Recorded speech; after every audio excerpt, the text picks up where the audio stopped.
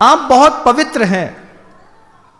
आपकी 2 प्रतिमा, 5 प्रतिमा, 7 प्रतिमा, 10 प्रतिमा, क्षुल्लक, एल्लक, आरिका भी हैं आप दिगंबर मुनि महाराज भी बनकर के बैठे हैं।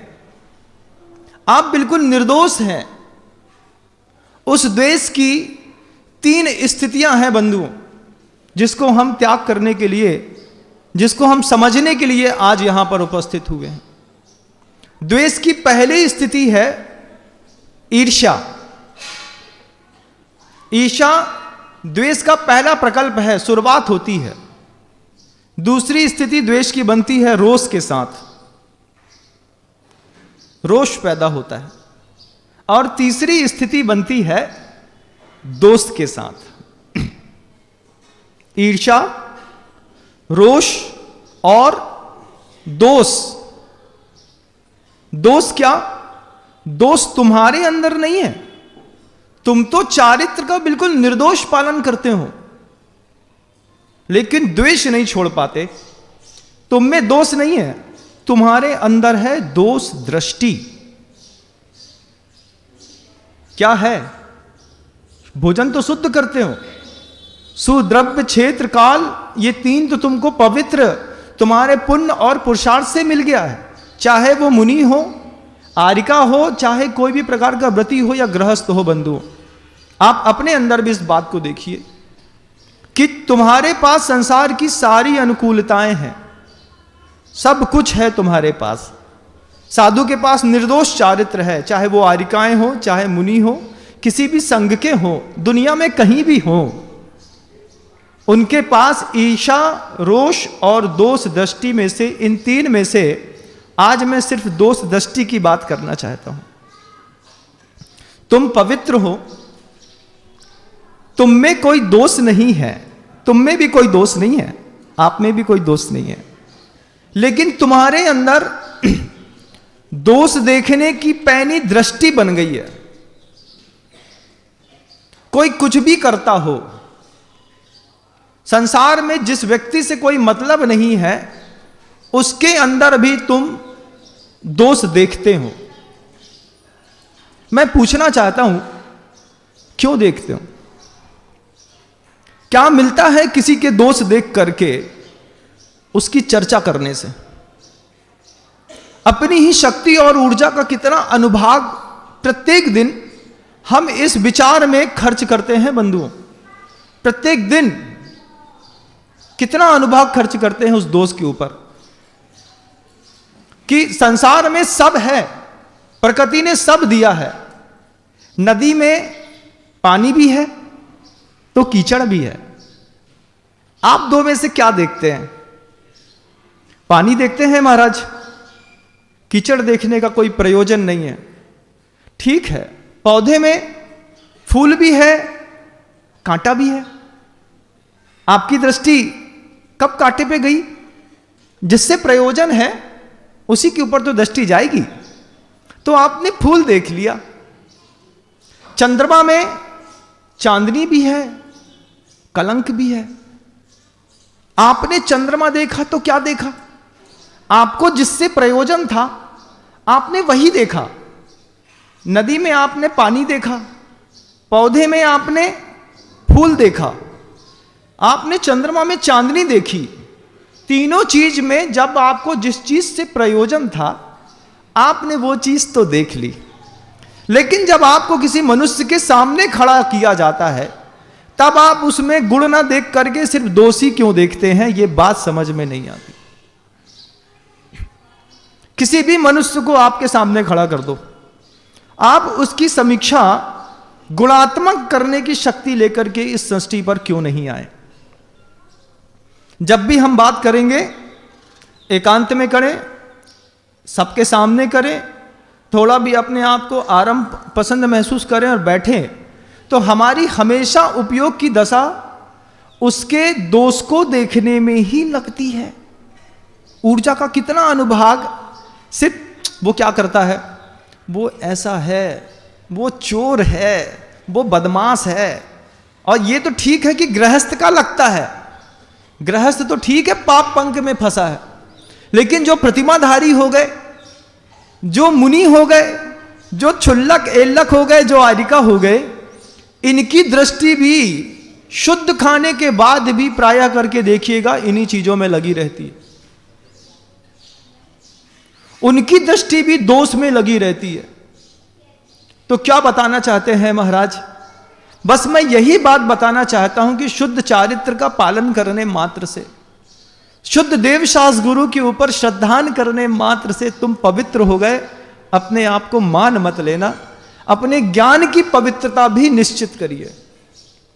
ज्ञान की पवित्रता है जेन रागा बिरजेज, जिससे राग छूटता हो, जिससे मैत्री का भाव बनता हो संसार में प्रत्येक जीव के प्रति उसकी। और ठीक है, सुनने में कितना आनंद आता है, किसी की द्वेष की बात सुनने में कितना आनंद आता है। 3 तरह की धारणा वाले संसार में जीव हैं।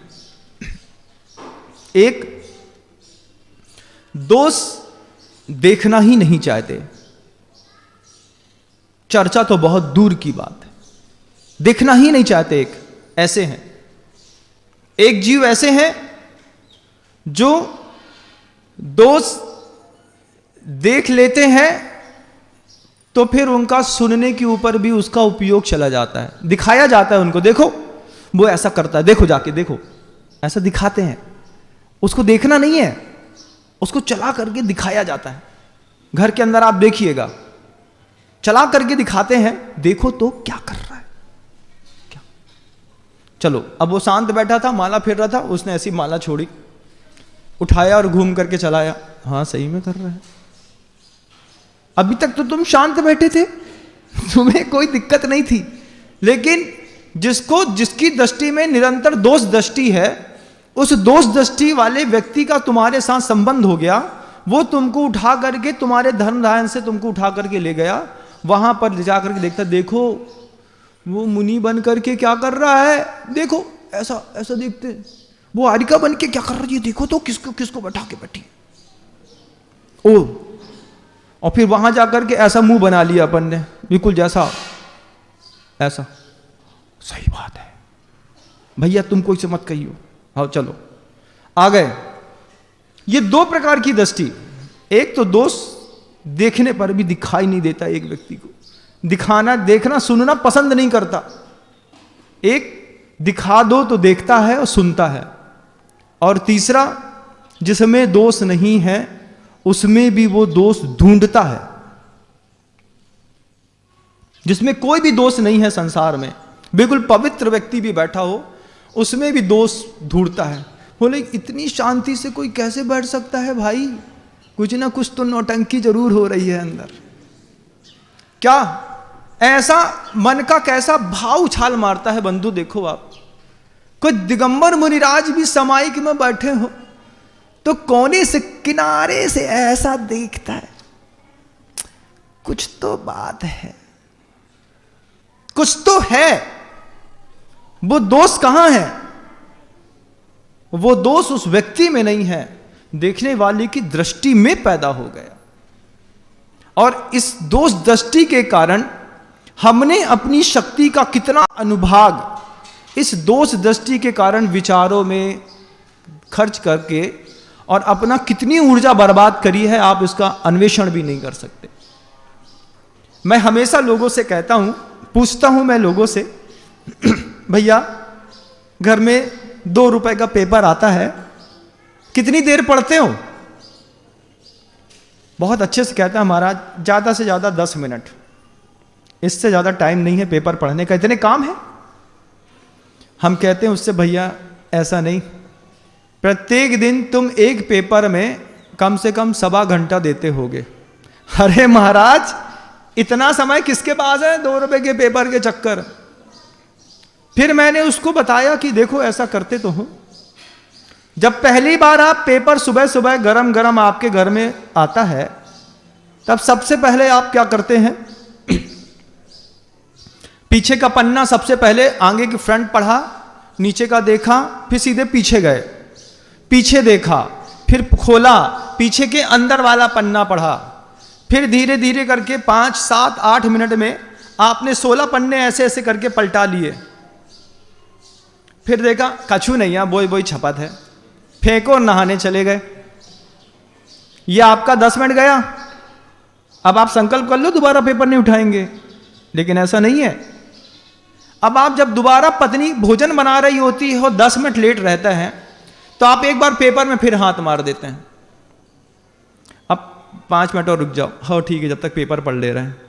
फिर पेपर पढ़ लिया, 5 मिनट वो चले गए, 10 मिनट पहले चले गए थे, कितने मिनट हो गया? 15 मिनट हो गया। खा पी के टन होकर के सो के उठे और देखा कि भैया अभी दुकान खुलने में आधा घंटा और है, तो फिर उसका पीछे वाला जो मंथन वाला विचार आता है उसको पढ़ा, 15 मिनट उसमें निकल गया, कोई बात अच्छी निकली। फिर एक कॉलम आता है, उसमें भरने वाला आता है ना, वो वर्ग पहेली, फिर पहेली भरने में दिमाग खर्चा किया, 10 मिनट उसमें निकल गए। शाम होते होते जब फुर्सत हुए, पेपर फिर भी टेबल में दिखा, तो शाम को टीवी में जब तक सीरियल नहीं आ रहा था, फिर एक बार पेपर पढ़ा उठा करके, छोटी छोटी बारीक बारीक बातें, पहले हेडलाइंस पढ़ी, फिर चित्र देखा, फिर वर्ग पहेली पढ़ी, फिर पीछे का कोटेशन पढ़ा, फिर जोक पढ़ा, फिर नोक झोंक पढ़ी, उसके बाद फिर छोटे छोटे छोटे पढ़ते पढ़ते चाटते चाटते चाटते दिन भर में कम से कम 1.25 घंटे की ऊर्जा वो पेपर बर्बाद कर देता है। प्रत्येक दिन बर्बाद करता है बंधु, जबकि उससे कोई मतलब नहीं है, और दूसरे दिन फिर आएगा और फिर आप उसी ऊर्जा को उसी तरीके से बर्बाद करेंगे। ठीक ऐसे ही जिनकी दोष दृष्टि बन जाती है देखने मात्र की, उसको हर अच्छी चीज में सिर्फ बुराई दिखाई देती है।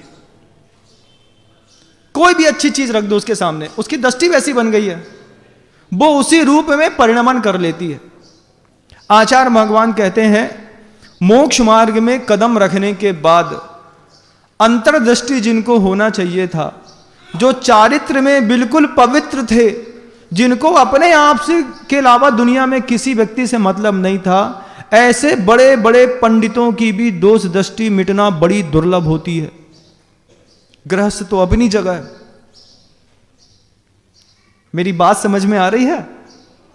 आ तो रही है महाराज।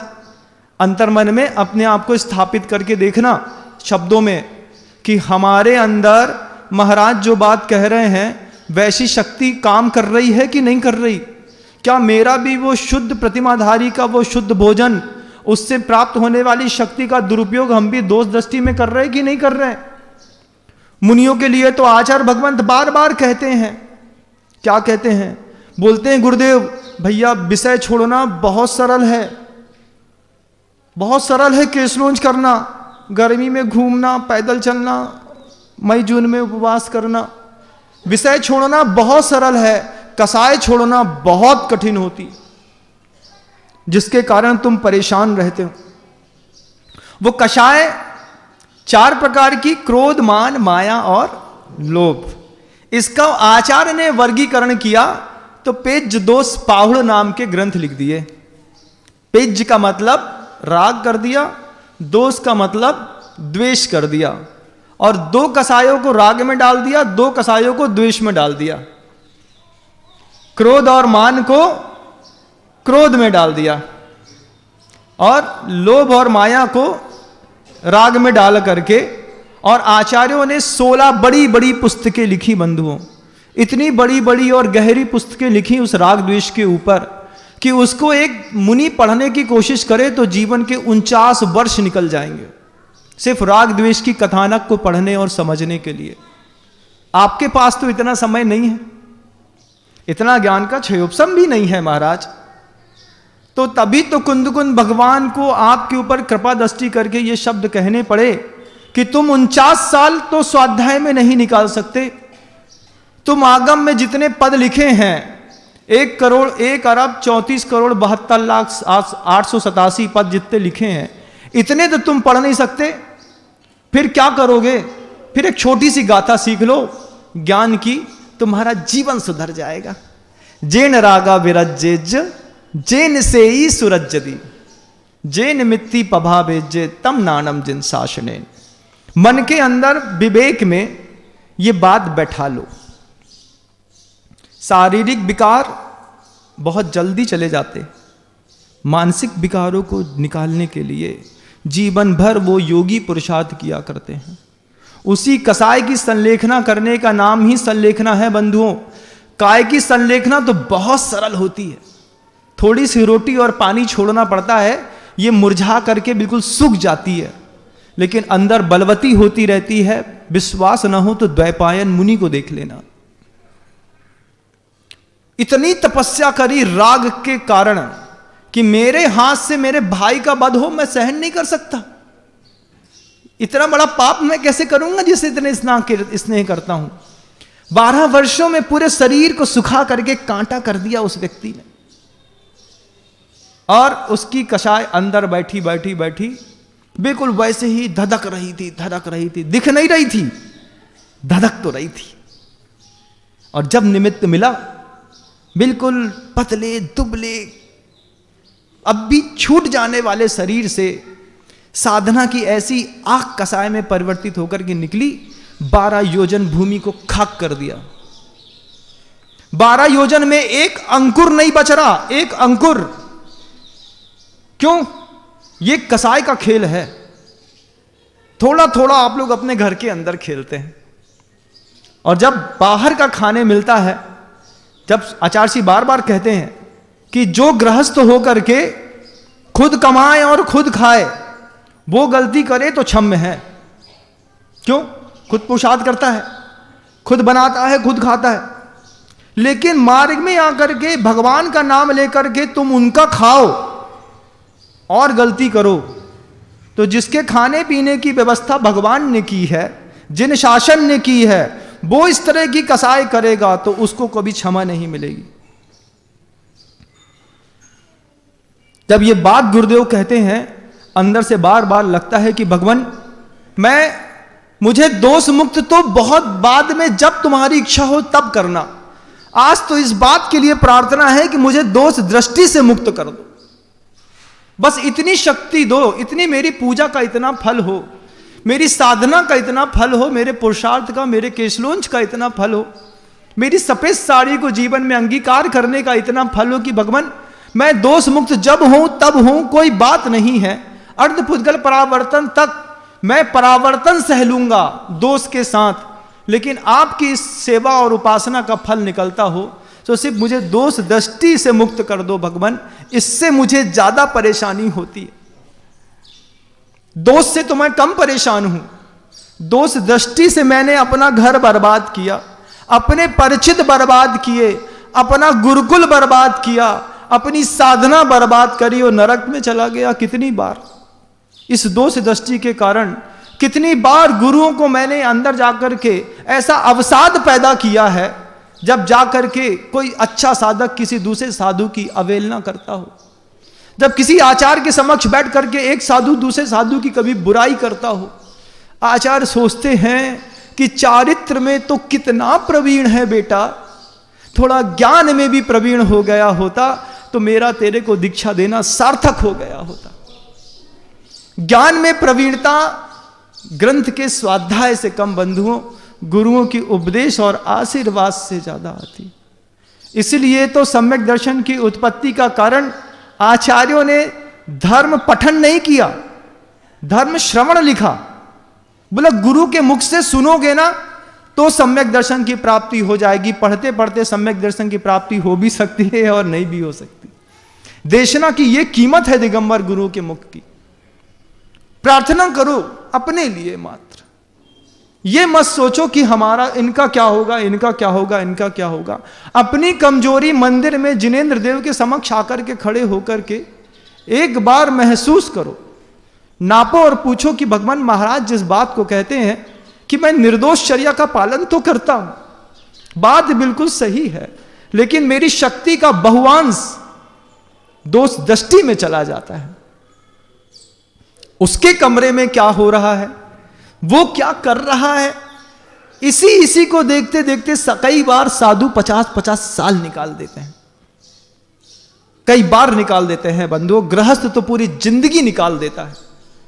अब जब कभी हमारी पूजा किसी शिवालय में जाकर के जब शिव की अर्चना हो रही हो, जब किसी भगवती की हम आराधना कर रहे हो, कब जिनेंद्र की जब हम पूजा कर रहे हो, तो साधक का पहला कर्तव्य है उससे बार बार भगवान के सामने खड़े होकर के प्रार्थना करे, मैं व्यवहार में जीऊं चाहे निश्चय में, मेरे दोष इस शरीर में हो चाहे मन में, और तुम जब चाहे तब मुक्त करना भगवान, तुम्हारे प्रसाद से मुक्ति तो मिल ही जाएगी। कहते हैं सम्यक दर्शन की प्राप्ति होने के बाद अर्धपुद्गल परावर्तन काल अधिकतम शेष रहता है और अंतर मुहूर्त के अंदर भी मुक्ति संभव है। अर्धपुद्गल परावर्तन बहुत लंबा चौड़ा होता है बंधु, इतनी असंख्यात पर्याय उसमें निकल जाती हैं, तो भी सहयोग सहनीय है। क्यों?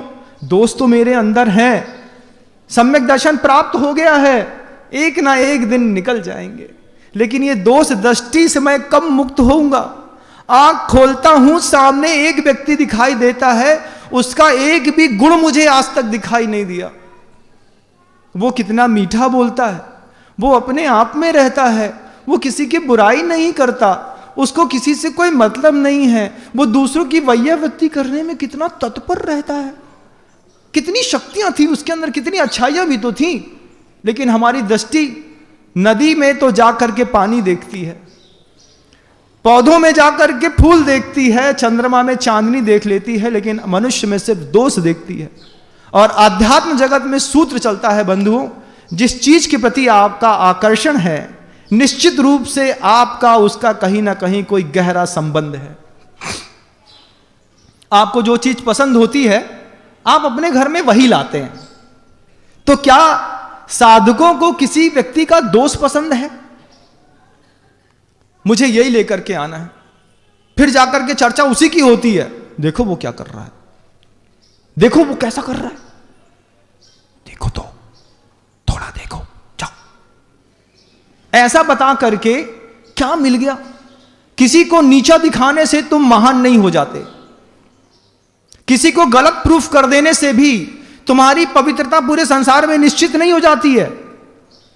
और क्या खूब कहा है महापुरुषों ने कि जब आप किसी से किसी व्यक्ति के बारे में बात करते हैं, शब्दों की गहराइयों में जाकर के अंतर मन में टटोलिएगा, इस बात को अंदर में गांठ बांध के रखिएगा। जब आप किसी से किसी व्यक्ति की बात करते हैं तो उस व्यक्ति को, जिस व्यक्ति के बारे में आप बात कर रहे हैं, उसके बारे में कम और आपके बारे में ज्यादा पता चलता है।